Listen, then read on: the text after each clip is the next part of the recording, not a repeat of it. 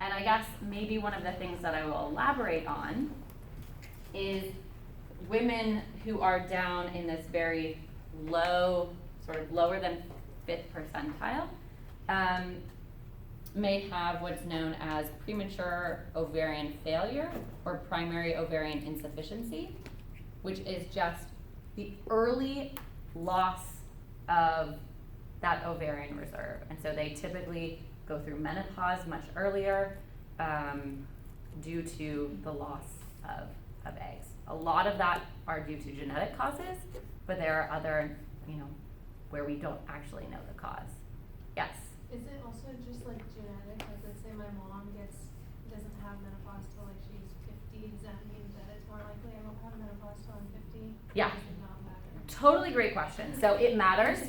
It definitely matters. But it doesn't matter. It is not the only determinant. Okay, so it is true that mothers and daughters are more likely to have a similar age of menopause than a mother and a stranger, but it is not 100%. I think, I'm trying to remember what the last estimates of genetic heritability are for age of menopause. I'm gonna guess it's something around 40%. So 40% of the age you reach menopause can be explained by genetic factors, which you inherited from your mom and from your dad, but there are other factors as well that play a role. Any other thoughts? I guess the only other thing I will say before I go on, so I mentioned that premature ovarian failure or primary ovarian insufficiency, synonyms for the same thing, is really relevant when women are down in this low end. That might suggest that infinitely higher is better. So, you want the highest AMH you can possibly have, and that would be better, but that is not exactly the case. And so for women at the very high end, they are often, they're not at risk for it. It's often a sign of a different underlying reproductive condition known as polycystic ovary syndrome. You guys familiar with polycystic ovary syndrome? Okay, see some yeses and some nos. So polycystic ovary syndrome, or PCOS, is a reproductive health condition that is defined by 2 out of 3 criteria. Okay? It kind of drives me crazy because it seems sort of random. You only have to have 2 of these. So the first is high activity of testosterone. Okay? So higher than typical levels of testosterone or higher activity of testosterone. And so this plays out in a few ways. One, typically is associated with hair growth that is typically in male patterns. So upper lip, chin, chest. It's not ideal. The next one is irregular ovulation. And this is the one where AMH really, really plays a role. And the last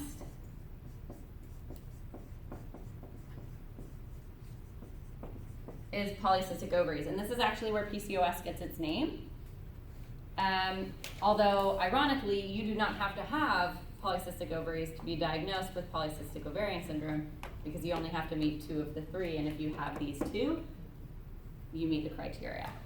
And so, I guess AMH is really important. And so what happens in PCOS and why AMH levels are really, really high is because the ovary basically gets locked in a state where folliculogenesis is not happening as expected. So first of all, eggs are not being ovulated. So, follicles are growing, one of them is getting to that final state ready to be ovulated, and it doesn't get ovulated. And it just stays in the ovary. And the next month, another egg gets ready, and it doesn't get ovulated. And so if you look at them under a microscope or under ultrasound, they look like cysts, but really they're follicles that just never release their egg. And these high levels of testosterone and other factors that are related to the condition result in irregular ovulation because those eggs are not being ovulated, they're hanging out inside the ovary, and that sort of backs up all of this folliculogenesis that's going on. And what actually happens is there are many, many, many more eggs and follicles that are in this development process, and that's why AMH is really high, because AMH is being produced by those follicles, and so AMH often, in the top 10% or 5% is really indicative of PCOS. Any questions about PCOS? I want to get out of the way so you can, if you're taking notes, you can see my chicken scratch handwriting. Okay, so just to reiterate what I think is really interesting and important here is that at any given age, there's a very wide range of AMH levels, which corresponds to a very wide range of ovarian function and what's going on inside the ovary.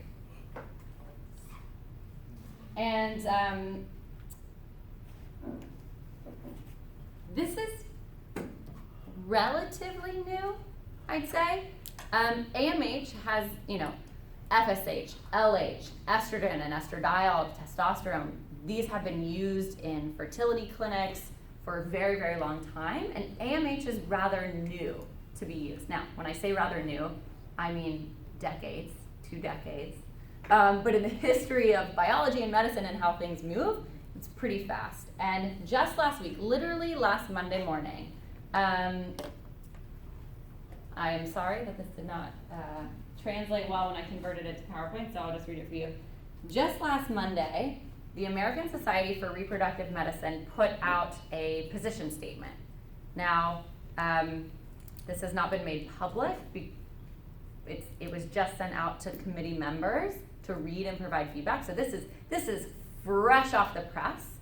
And over here is what they said about AMH in 2019, and I've contrasted that to what they said about AMH in 2015. In 2015, so this is just 4 years ago, they said AMH is a promising screening test and likely will be more useful, but it was very unclear even 5 years ago really how valuable it would be compared to some of the other methods for estimating ovarian reserve. But just 4 years later, just last week, what they're saying is AMH is a more sensitive measure compared to previous measures we've had, and AMH is largely replacing these previous methods because it is a more sensitive and accurate measure of ovarian reserve. And I was really excited about this. It's very interesting. Medicine and how people are treated in clinics and with their doctor changes slowly. Doctors really wait for a huge amount of evidence before saying, that this treatment or that treatment is better. Sometimes to a frustrating degree. There may be really cutting edge research and really cutting edge science that's come out, but it takes a long time to gather the evidence to say, yes, this is actually better than the alternative. But this is kind of where we are with ovarian reserve testing, is that AMH has reached the status of as good, if not better, than other technologies that exist. Any questions? I'm sorry you can't see this. I'll fix it before it goes out to you. That's really cool. Yeah, it was super cool. It was, very cool.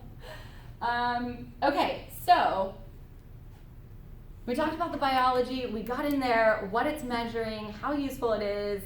ASRM, American Society of Reproductive Medicine, is saying, yeah, if you're gonna estimate ovarian reserve, AMH is the way to do it. But what can you actually learn? Now, a lot of this I've talked about, but I'm just gonna explicitly call some of these things out. Okay, first, your reproductive years. I think what's really interesting for women and people with ovaries is that once you reach puberty, people tell you how not to get pregnant, right? That's all the conversation is. It's don't get pregnant, here's how not to get pregnant. We're gonna do everything we can to make sure nobody is getting pregnant. And then if you're like me and you're 32, you get to a point where you're like, okay, I'm married, maybe I wanna try to get pregnant. And you have no clue, because the only thing you've ever been taught, the only thing you've ever known is how to prevent it. And so you go through this like really weird period in life where you're like, okay, suddenly I want to do 180% the opposite thing of what I was doing. And a lot of women don't even know how do you get pregnant? How do I do it? Right? Which that might be another lecture for another day. We just hit that one. Oh, perfect, right? And it's this very interesting transition. And then, maybe you get pregnant, maybe you get, you have a few kids, and then you're like, good, I'm done. I want to go back to preventing pregnancy because I'm done. And then menopause. So AMH, as I've mentioned probably 10 times, AMH is really helpful for estimating sort of the time between puberty and the time to menopause. So as you're thinking about when do I want to get pregnant, how can AMH be part of understanding what that timeline will look like for you? One of the things, I just want to talk about menopause a little bit because I don't think menopause gets enough attention or interest, and it's absolutely fascinating from a biological perspective, from a women's health perspective, from even just a public health and society level. And so what people think about, and you guys correct me if I'm wrong, because I'll be honest, I don't know what college students think about menopause, if anything at all. But people talk about, or in the media or in movies, people always talk about hot flashes and night sweats and irritability and all of these mood changes. So these are all of the things that happen at menopause, and people typically ascribe that to menopause, when in reality, those are things that are going on before menopause or in the menopausal transition or perimenopause stage. And that is because estrogen levels are really fluctuating and rapidly declining. And it's this estrogen decline that's actually associated with a lot of those features of menopause. And the reason I bring this up is because it has a really important role with fertility as well. So when estrogen is going crazy, that actually affects ovulation. Because estrogen is a key part of the menstrual cycle, and when estrogen is fluctuating, it can mess up the menstrual cycle, which makes it harder to get pregnant in this period. So we're not talking menopause, because like everyone knows when you reach menopause and your egg count is approximately 0, that's when reproductive ability ends. But in the years leading up to menopause, the ability to reproduce is also affected. And this, for some people, can last 1 year. For some people, can last 15 years, where you're dealing with the effects of fluctuating menopause. On average, it's 4 to 8. But if you, it's insane. It's insane. It's totally insane. And fertility is compromised in that point as well. So if you know, okay, I'm gonna have average menopause, great, but also thinking about the impacts of the perimenopause and menopausal transition state. You had mentioned earlier, can people really go through menopause at age 35? And this is data from the Framingham Heart Study, which was done for a totally separate reason, but they also gathered a lot of data on when women were reaching menopause. And so this just shows from this population of women, the age that they reached menopause. And so you can see that most of them reach between 50 and 52. I think the average of women in the US is like 51, 51.8 maybe. That's the average age of menopause. But you can see that there are some women, maybe you can't see, but there's a teeny tiny fraction of a percent as early as age 34.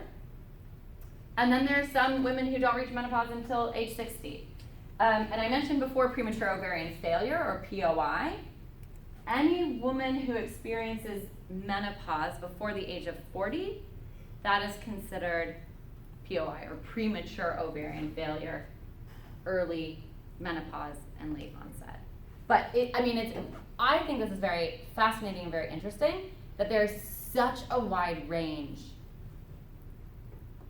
And even thinking about, well, why did that evolve? Why is that part of women's reproductive biology, that there is such a tremendous range in age of menopause, and then by extension, the length of reproductive years. And just to drive it home one more time to tie that together. So really low AMH for your age is associated with earlier age at menopause, and a high AMH, even though that can sometimes be associated with polycystic ovary syndrome, is associated with older age at menopause. Okay, I'm gonna switch gears now to the next thing that you can learn with testing AMH and ovarian reserve, and that is egg freezing. And so you had brought up before, oh, is ovarian reserve like reserving some of those eggs to save for later? And we don't call that ovarian reserve, but we call that egg freezing. And so egg freezing is the process by which a doctor will stimulate a woman's ovaries with hormones. So basically you would be injecting hormones which stimulate the ovaries, and what it actually does is it allows all of the eggs that are developing to all develop at once. And so they're all reaching that final stage before ovulation at once instead of only one happening every month.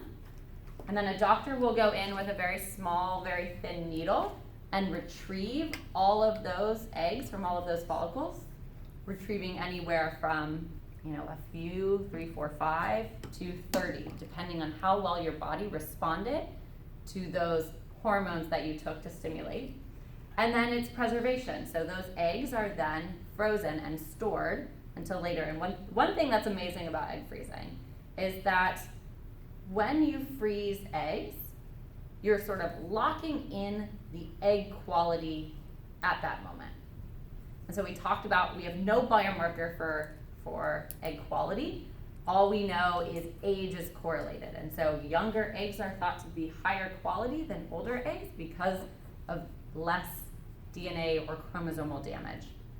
And so egg freezing allows you to preserve eggs at a specific age and preserve that egg quality. And the reason I bring this up, it maybe seems a little out of left field, is actually doctors will measure AMH levels before letting someone go through an egg freezing cycle. Yeah, do you have a question? I was wondering if you're an egg donor, is that the process? Yes. Okay. Yeah, absolutely. If you are an egg donor, this is exactly the process. So yes, so whether you are going through this process because you are going to donate your eggs, or you're going through this process because you want to freeze your own eggs for later, doctors measure AMH before. Why do they do that? They do it for two reasons. One, because if you have low AMH, which reflects a lower ovarian reserve, then the doctors will give you more hormones because there are fewer eggs there, and they're trying to get as many as they can to mature at once. And so they sort of have to really give it extra juice. On the flip side, if you have very high AMH, they do not want to give you extra juice. They want to give you minimal hormones so they don't overstimulate you, because overstimulation can result in serious medical complications.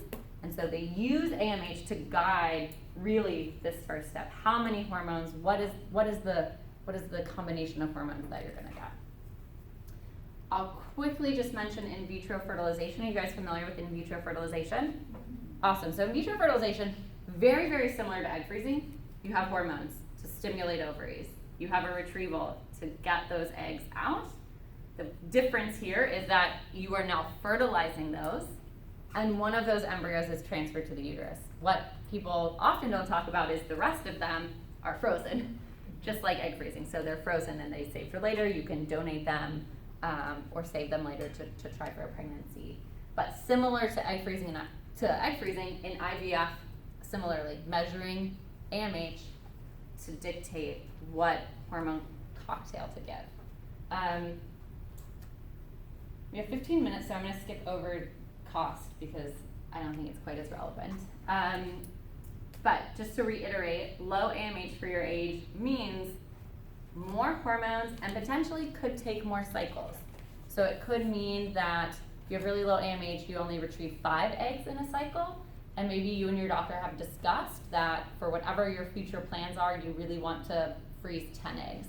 That's going to mean you need to go through another cycle. On high AMH, you likely need fewer cycles because you're able to retrieve more eggs at once. And again, that is because AMH is correlated with the number of eggs that are in there that are growing at any one time, which is indicative of how many are going to be able to be matured in one cycle.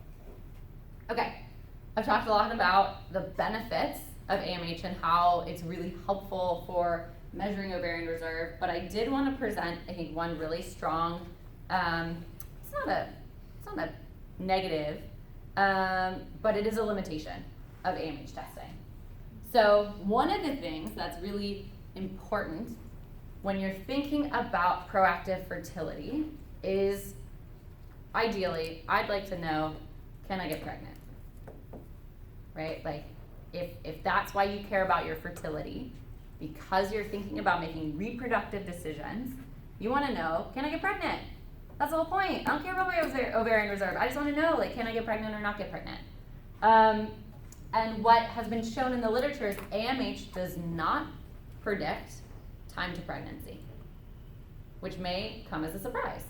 And so what I'm showing here is just a table out of this paper where they're looking at AMH and AMH levels. So they group people into low, less than 0.7, to normal, which is anything from 0.7 to 8.4, and high. And then all the way over here, they're looking at the adjusted chance of pregnancy. So 1 is reference. They're saying, hey, normal AMH, that's reference. So we're going to consider their pregnancy rate as the baseline. How does low and high AMH compare to that baseline?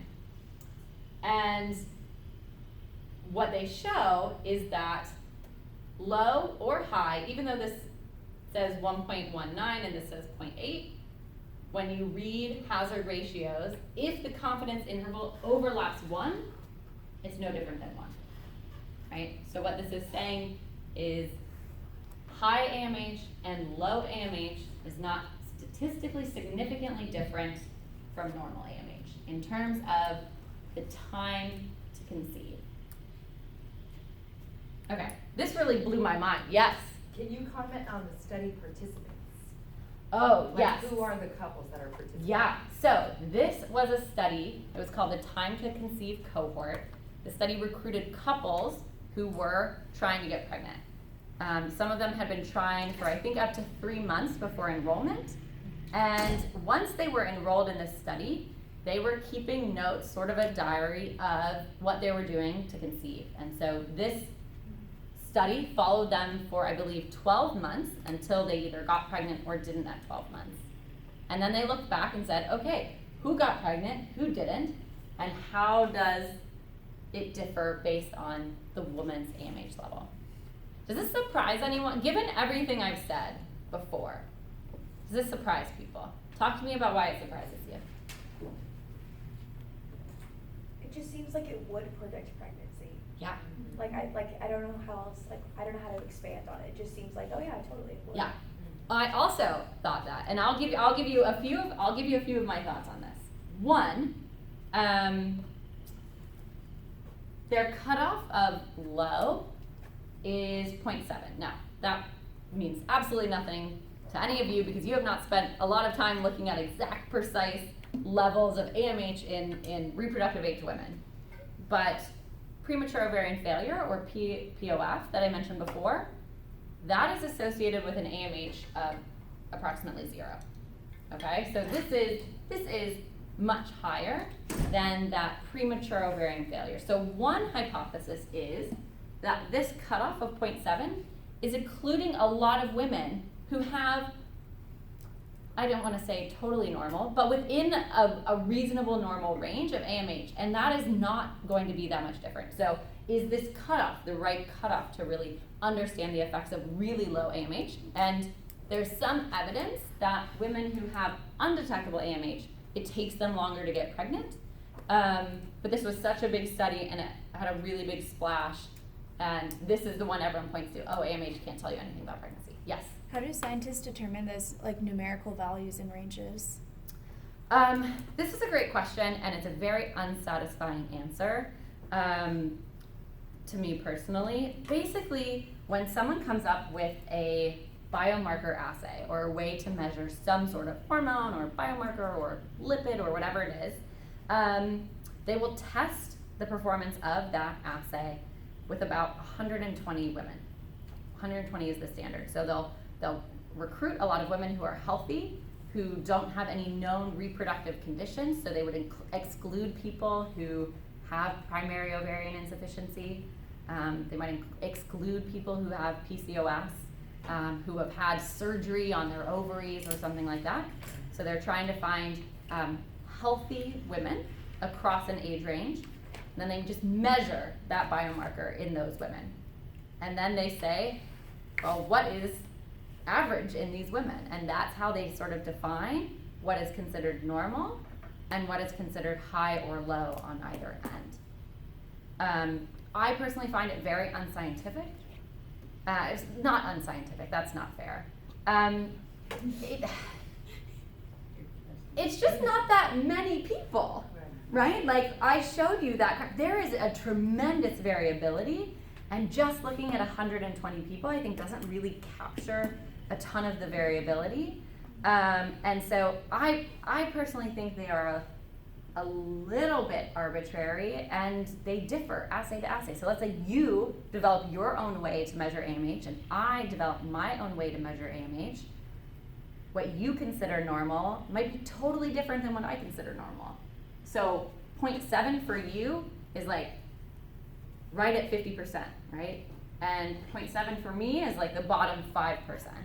So it is hyper variable. There's not a lot of standardization in the field. It really creates a little bit of a mess in trying to interpret what all of these things mean, because there is some variability. Sorry, it's a little bit of a rant of how I don't like how this is done. But there are ways, I think until you really get into it, does this exact cutoff in these numbers really make a little bit more sense.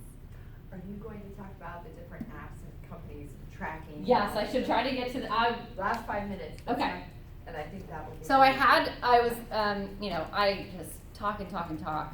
And so we only have 5 minutes, but we won't discuss it now, but I want you to think about this question is, what are the pros and cons? What is the value of actually learning this information earlier in life as you're thinking about your future reproductive plan? And importantly, is it something you would want to know? So you may think like, oh yeah, there's a ton of pros, but I personally, that's not information that I want. So I think that's something important to talk about. Okay. I spent a lot of time this weekend looking into interesting companies that are sort of in this space, and I'm going to go rapid fire through here. I don't have a ton to say about all of them, but I just wanted to share some of the things that are out there. So the first is hormone blood tests as a category. So Modern Fertility, where I work, is one of them, but there are a few others. Then genetic tests, ranging from things you can genetically test if you're thinking about getting pregnant, but also genetic tests for conditions related to reproduction. So PCOS that I mentioned, premature ovarian failure. Then tracking apps. I don't know if anyone in this room uses a tracking app. You don't have to talk about it, but these are things that allow you to track periods and period symptoms and basal body temperature and all of these things that are associated with sort of the menstrual cycle and where you are in that process. I have a miscellaneous category of things that I just think are really interesting, which we'll get into a little bit. Menopause. There's some companies that are starting up in menopause and like helping women understand and deal with menopause. And then I included gamete freezing and IVF. And I should have apologized at the beginning. I know this is a women's health biology, women's biology class, and so we've sort of ignored everything related with sperm and testes. So I threw up two companies this originally said egg freezing, but I changed it to gamete because there are some companies that are getting involved with sperm and sperm freezing. So, okay, I'll go through this super quickly. So, and I'll share these slides so you can have this information. So, companies that offer hormone tests typically do a panel of hormones. At Modern Fertility, we do 8 hormones, including AMH. Some companies don't offer AMH for various reasons, but they are pretty similar. I think, obviously, I think Modern Fertility is the best. And part of that is because we really include a lot of educational information and try to help people make sense of what this all means.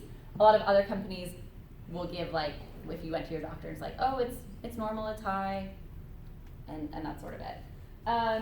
Genetic tests. So I pulled out 3 ones that I think are particularly interesting. So Cellmatics, they actually offered a genetic test for reproductive conditions. So were you at increased risk for PCOS or POI, endometriosis, recurrent pregnancy loss, or miscarriage?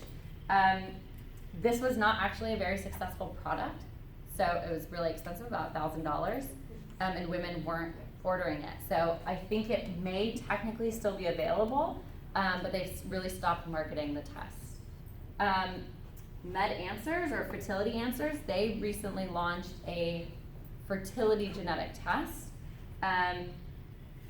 They don't actually publish the genetic variants they use, and in the field of genetics, that is unwise, because I think it is very important to have transparency about what you're testing and what you're not testing. So it's a little hard to say how valuable this test is, because they really don't give any indication. And in my personal experience working with them, I don't think they're as strong of a predictor of fertility as they could be. And there's companies like Invitae, which offers carrier screening. Have you guys talked about carrier screening? So you and someone you want to reproduce with may have recessive genetic variants that you could pass on to your child. And so carrier screening allows you to screen parents beforehand to determine if you're at risk for having a child with a specific disease. And then you can do IVF to try to screen to make sure that you have a child that's not born with that condition. Tracking apps. Tracking apps are really amazing. They're sort of like dual purpose. Some of them are used to help women prevent pregnancy. They're often sometimes marketed as a type of natural birth control. I'm a little bit biased because I am like very scientific and read a lot of papers, and it is not the most effective form of birth control, because there's, for women who have irregular periods, which is a lot of women, these don't do a very good job of actually predicting when you're fertile, so it can result in unintended pregnancies. But others are used to try to get you pregnant, so they're trying to identify the most fertile time so you can get pregnant. I'll skip through menopause. I do want to give one shout out to Testes. 2 companies, Daddy and Legacy, they offer sperm analysis and then freezing. And so we didn't really talk about it, but men's fertility does decline. It declines at a different rate than women, and so they freeze. The last thing I'll say, one of the coolest companies, it's in beta right now. I recommend you guys all check it out. It's called NextGen Jane. This company is really interested in tampons because there's a lot of genetic information in the cells, and you have blood samples, so you can collect biomarkers, and so they really want to